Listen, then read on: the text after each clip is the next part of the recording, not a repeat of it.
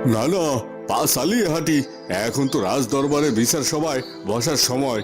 যদি রাজামশাই সুস্থ হয়ে থাকেন তাহলে আজ এই সময়ে চন্দনের বিচার তিনি হয়তো করবেন। আজ্ঞে মন্ত্রী মশাই, এখানে কি হচ্ছে বলুন তো?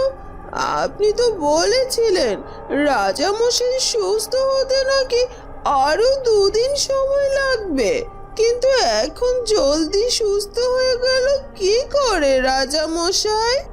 একদম খাঁটি দুধ হবে আমার কাছে দাদা। আজ 2 দিন তো আমার কাছ থেকে নিচ্ছেন দুধ।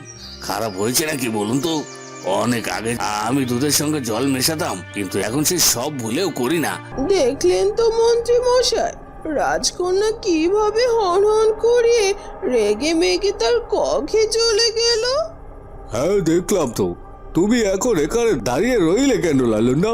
শিগগির রাজকন্যার রাগের সময়টুকু তার পাশে থেকে তাকে একটু নিজের বশ করে নাও। না না না, এত বড় অপমান আমি কিছুতেই মেনে নিতে পারছি না। পিতামশাই নিজে আমায় অপমানিত হতে দেখলো, আর ওই রাখাল বালকের চোখে মুখে আমি উপহাসের হাসি দেখেছি। সে আমাকে নিয়ে উপহাস করছিল। সে আমার নেওয়া সিদ্ধান্ত যে ভুল ছিল এটা সকলের সামনে প্রমাণ করে দিল। আমাদের রাজকন্যা মনে হচ্ছে ভীষণ রাগ করেছে। তার পিতামশাইয়ের উপরে বুঝি এত রাগ? হ্যাঁ হ্যাঁ, ভীষণ রাগ হয়েছে আমার। ইচ্ছে করছে সব কিছু ছুঁড়ে ফেলে দেই। আমার সামনে থাকা সব কিছু ভেঙে চুরমার করে ফেলতে ইচ্ছে করছে, এতটা রাগ হচ্ছে আমার। এ কথা বলেই রাজকন্যা চন্দ্রমুখী তার কক্ষে থাকা একটি ফুলদানি ছিঁড়ে মেঝেতে ফেলে দেয়, আর সাথে সাথে ফুলদানিটি ভেঙে চুরমার হয়ে যায়। শান্ত হও, শান্ত হও তুমি রাজকন্যা। এতটা উত্তেজিত হও না, তাতে করে তো তোমার নিজেরই ক্ষতি হবে। দেখো তো ফুলদানিটা কিভাবে ভেঙে টুকরো টুকরো হয়ে মেঝেতে পড়ে আছে। এই ভাঙা টুকরো থেকে তোমার হাত পাও কেটে যেতেও পারে। আপনি কি আমায় এসব বলে জ্ঞান দিতে এসেছেন এখানে মন্ত্রিনীমা? আপনি এখন এই অসময়ে এখানে কেন এসেছেন? আমার এখন মেজাজ ঠিক নেই, কখন কি করে বসবো তারও ঠিক নেই। হয়তো আপনাকেও আমি আঘাত করে ফেলতে পারি, তাই আপনি এখন আমার কক্ষ থেকে চলে যান। না না, এই রাজকন্যার বিরুদ্ধে কথা বলে তাকে কোনো সঠিক মতামত জানিয়েও কাজ হবে না। উল্টে এর কক্ষে থেকেই এর সঙ্গে আমায় ভাব জমাতে হবে। মন্ত্রী মশাই তো আমায় তেমনটাই বলেছে। তবে আমি শুধু শুধু অহংকারী রাজকন্যাকে কেন জ্ঞান দিতে যাচ্ছি? সে ভাঙুক না, ভাঙুক আরো ফুলদানি অথবা অন্য কিছু, তাতে আমার কি? ইয়ে মানে রাজকন্যা, তুমি রাগ করো না। আসলে না, তুমি এগুলো ভেঙেছো বলেই তো তোমাকে কিছু বলতে চাইনি আমি গো। যদি তোমার কোথাও লেগে যায় সেটার জন্যই বললাম আর কি। আপনাকে এখন এসব নিয়ে ভাবতে হবে না। আমার আঘাত লাগবে কিনা লাগবে না সেটা আমি বুঝে নেব। আপনি এখন এখান থেকে চলে যান তো, আমাকে একটু একা থাকতে দিন।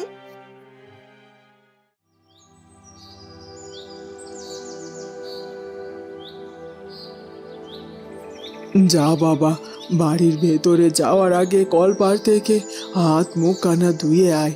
ততক্ষণে আমি রান্নাঘরে গিয়ে দেখছি কি রান্না হয়েছে আজ। তোকে আমি আজ নিজের হাতে খাবার বেড়ে দেব। আহারে, 2 দিনে মুখ কানা কেমন শুকিয়ে গেছে আমার কোকাটার। ওই কারাগারে থাকতে অনেক কষ্ট হয়ে গেছে, তাই না রে বাবা? না মা, তোমার মুখখানা দেখে এখন আমার সব কষ্ট দূর হয়ে গেছে। বাবা চন্দন, সময় নষ্ট না করে এখন যা তো দেখি। যা, হাত মুখ ধুয়ে কটা খেয়ে নে। তারপর কিন্তু তোর অনেক কাজ বাকি আছে। তুই 2 দিন বাড়িতে না থাকায় কিন্তু আমাদের অনেক ক্ষতি হয়ে গেছে বাবা। ঠাকুরপো, আজকের মতো অন্তত ছেলেটাকে রেহাই দাও। আজকের দিনটা চন্দনকে একটু বিশ্রাম নিতে দাও। কাল থেকে না হয় ও আবার সব কাজ শুরু করবে, বুঝলে তো? আজকের দিনটা তো এখনো পড়ে আছে। ওদিকে গরুগুলোকেও এখনো মাঠে চড়াতে নিয়ে যাওয়া হলো না। আমি তো মাঠে যাই না সচরাচর। চন্দন যখন চলে এসেছে তবে এবারও প্রতিদিনের মতোই ওর কাজগুলো শুরু করে দিক না বৌদি। কিন্তু মা, তুমি আর কিন্তু কিন্তু করো না তো। আমি তো রাজবাড়িতে গিয়ে কোনো কঠিন কাজ করিনি, কারাগারে বন্দি হয়ে বসেছিলাম, সেখানে আমার শরীরের বিশ্রাম হয়েছে, তাই এখন আমার কাজ করতে কোনো অসুবিধা হবে না। তুমি যাও, আমার খাবারের ব্যবস্থা করো, আমি হাত মুখ ধুয়ে আসছি, খেয়ে দিয়ে আমার কাজে যাব। গরুগুলো না জানি কত অনাহারে আছে মা, ওদেরকে আমি মাঠে না নিয়ে গেলে ওরাও তো অভুক্ত থাকবে। তোমার সন্তানকে নিজের হাতে খাওয়াবে বলে তুমি যেমন আশায় বসে আছো, ওই গরুগুলো তো আমার কাছে তেমনই। ওদেরকে মাঠে গিয়ে কচি ঘাস খাওয়ানো না অবধি আমারও শান্তি লাগবে না মা। বুঝেছি খোকা। আচ্ছা বেশ, যা তুই এবার কল পারে যা, আমিও যাচ্ছি তোর খাবার বাড়তে।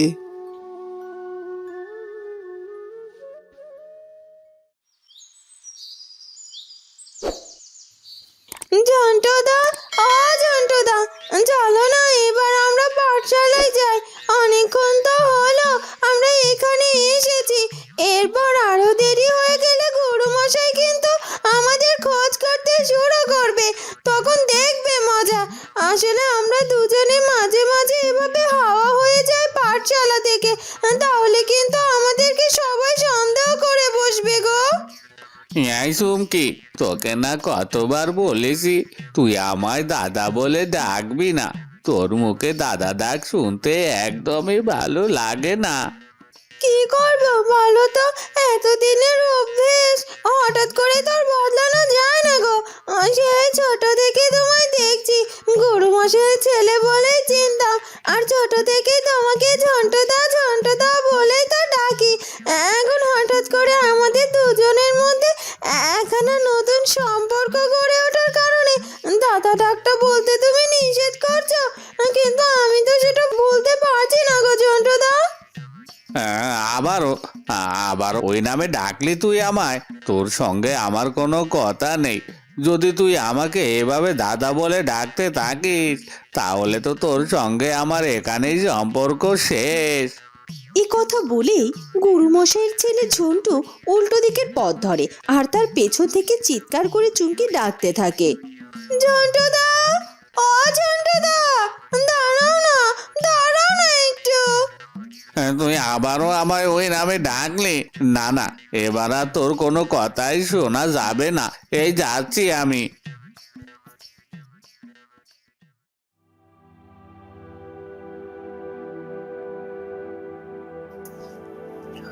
উঠুন রাজামশাই, আপনি আপনার খাবার খেয়েছেন কিন্তু এখনো ওষুধ খাননি।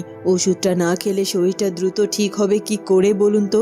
এই দিন আমি জল আর ওষুধ নিয়ে এসেছি, এটা আগে খেয়ে নিন তো দেখি। ও রানী, তুমি নিজে ওষুধ নিয়ে এসেছো?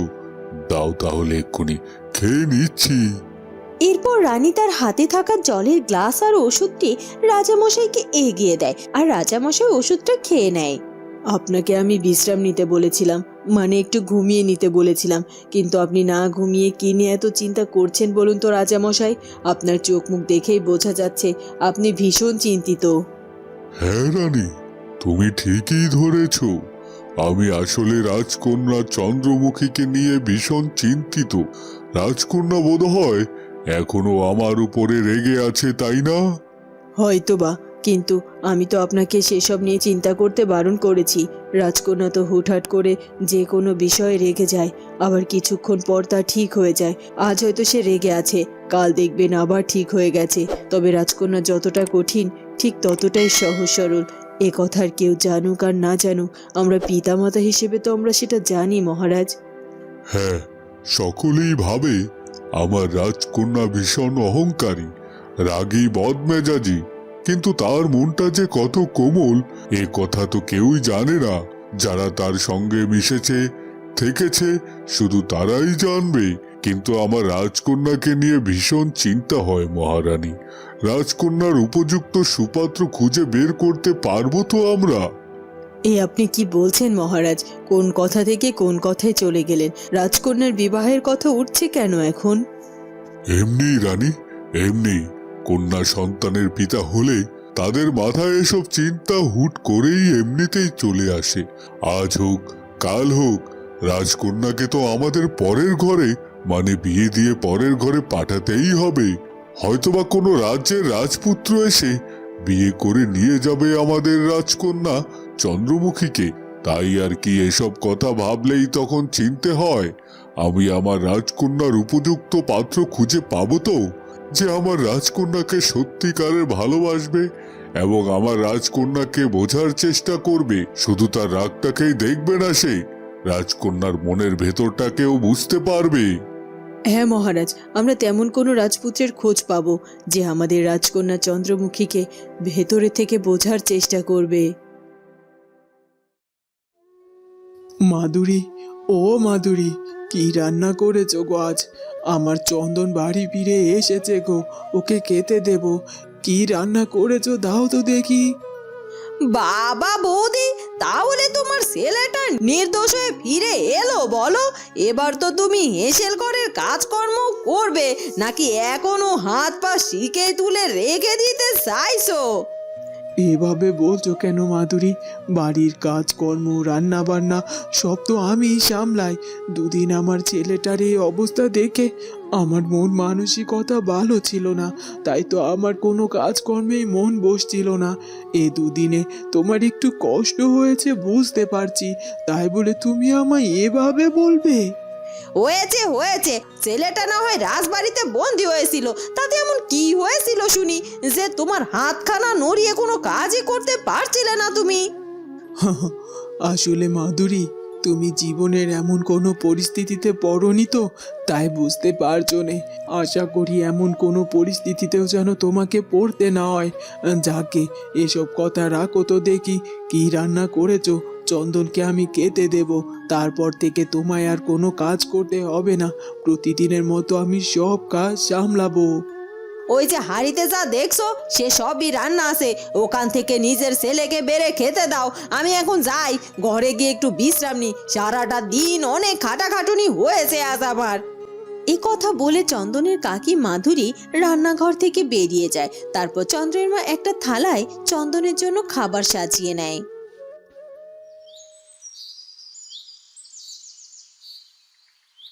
ওদিকে চুমকির উপরে রাগ করে ঝন্টু সেখান থেকে চলে যেতে থাকে। তখনই পাঠশালার গুরুমশাই তার ছেলে ঝন্টুর সামনে এসে তার পথ আটকে দাঁড়ায়। এসব কি হচ্ছে কি এখানে? বাবা, বাবা, তুমি এখানে? হ্যাঁ, আমি এখানে। আমাকে দেখে এত তোতলানোর কি হলো? তামা চুমকি, তুমি এখানে কি করছো? তুমি আমার ছেলে জন্টুর সঙ্গে?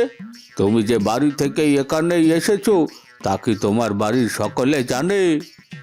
না মানে, আসলে আমি পাঠশালায় যাওয়ার জন্যই তো বাড়ি থেকে বেরিয়েছিলাম। তা পাঠশালার গুরু মশাইয়ের কাছে পড়তে না যায় গুরু মশাইয়ের ছেলের কাছে বুঝি এখানে পড়তে এসেছিলে? এ খবরটা তোমার বাড়িতে কি পৌঁছে দেব? সর্বনাশ, গুরুমশাইয়ের কাছে হাতে নাতে ধরা পড়তে হলো যে আমি পড়াশোনা ফাঁকি দিয়ে তার ছেলের সঙ্গে প্রেম করতে এসেছিলাম। এখন এখন যদি আমার বাড়িতে খবর পৌঁছে যায় আর বাবার কানে কথা যায়, তাহলে কি হবে আমার? কেন করেছে? বাবা তো চুমকিকে যা বলার বলছে। আমাকে বাড়ি নিয়ে বোধ হয় ও তো মাধ্যম দেবে আর কেলানি খেতে হবে বাবার হাতে। এ বিধাতা, এবারের মতো রক্ষে করো।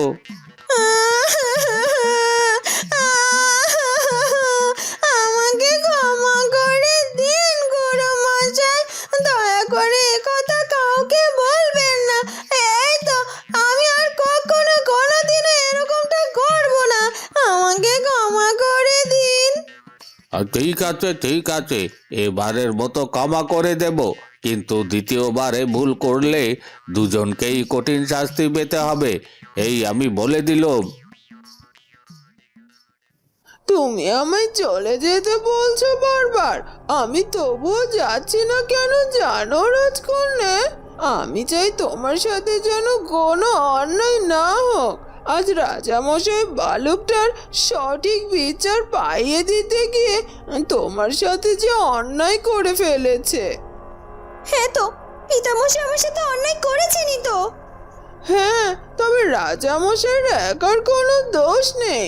তোমার মাতা মানে মহারানী মহারানীর রাজামশাইকে উস্কেছেন যেন তিনি দ্রুত রাজদরবারে এসে এ বিচার কাজ সম্পন্ন করে। কি মাতা চেয়েছে যে আমার নেওয়া সিদ্ধান্ত ভুল প্রমাণিত হোক, ওই বালককে মুক্তি দেওয়া হোক? হ্যাঁ তো আসলে তুমি যে সব সময় রাগান্বিত হয়ে থাকো, যে কোনো বিষয় হুট করে রেগে যাও, নিজের সৌন্দর্য নিয়ে রাজ্যের দাসী সকলের সাথে অহংকার করে কথা বলো, এগুলো মহারানী না একদম পছন্দ করে না।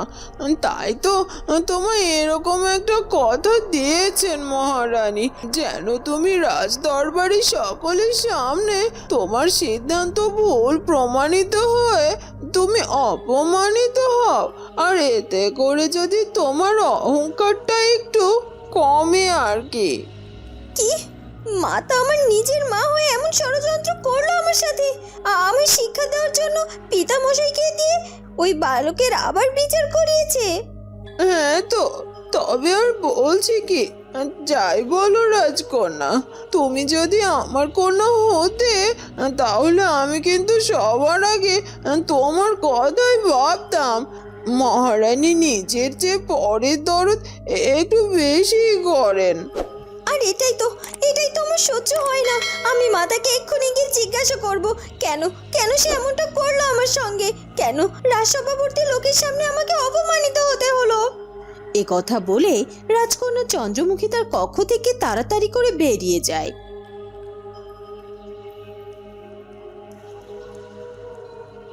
যাক, অবশেষে তাহলে রাজকন্যার মনে তার মাতার জন্য খানিকটা বিষের গাছ রোপণ করতে পারলাম।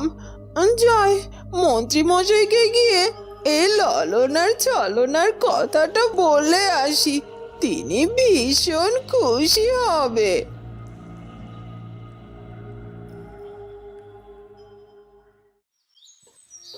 আহারে, মনে হচ্ছে যেন আমার গরুগুলোকে কতদিন আমি দেখি না, ওদেরকে নিজের হাতে কচি ঘাস এনে খাওয়াই না। চল হিরে মানি, তোদেরকে আমি আবার আগের মতো মাঠে নিয়ে যাব, সেখানে গিয়ে তোরা মন ভরে কচি ঘাস খেয়ে নিবি, আর আমিও সঙ্গে করে নিয়ে যাই আমার এই শখের বাঁশিখানা। তোদের ঘাস খাওয়ার ফাঁকে আমি একটু মনের সুখে বাঁশি বাজিয়ে মনটাকে সতেজ করে নিব। এরপর রাখাল বালক চন্দন তার পোষা গরুগুলোকে নিয়ে মাঠের দিকে চলে যায়। খোলা আকাশের নিচে সবুজ গাছপালায় সুন্দর এক পরিবেশ। দূরে দাঁড়িয়ে গরুগুলো আপন মনে ঘাস খাচ্ছিল, আর রাখাল বালক চন্দন বড় একটি গাছের নিচে বসে আপন মনে বাঁশি বাজাচ্ছিল। অহংকারী রাজকন্যার কি তেজ! আমায় মুক্ত হতে দেখতে পেয়ে তার যেন গায়ে জ্বালা ধরে গিয়েছিল, সে যেন সহ্য করতে পারলো না আমার মুক্তি। অহংকারী রাজকন্যা বোধহয় চেয়েছিল আমার সারা জীবনের মতো ওই কালকুঠুরিতে বন্দি করে রাখতে। আচ্ছা, আমার যদি সারা জীবনের মতো ওই কালকুঠুরিতে বন্দি করা হতো, তবে কি অহংকারী রাজকন্যা আমার সঙ্গে দেখা করতে যেত ওই কালকুঠুরিতে সেই রাতের মতো? এসব কথা বলতে বলতে চন্দন এক কল্পনার মাঝে ডুবে যায়। তার কল্পনা জুড়েই তখন ছিল শুধুমাত্র অহংকারী রাজকন্যা চন্দ্রমুখী। বন্ধুরা, কি হতে চলেছে এরপর সেটা জানবো আমরা চন্দ্রমুখী গল্পের পরবর্তী পর্বে। আর আমাদের আজকের পর্বটি ভালো লাগলে অবশ্যই আমাদের চ্যানেলটিকে সাবস্ক্রাইব করে দিও। দেখা হবে নতুন পর্বে। ধন্যবাদ।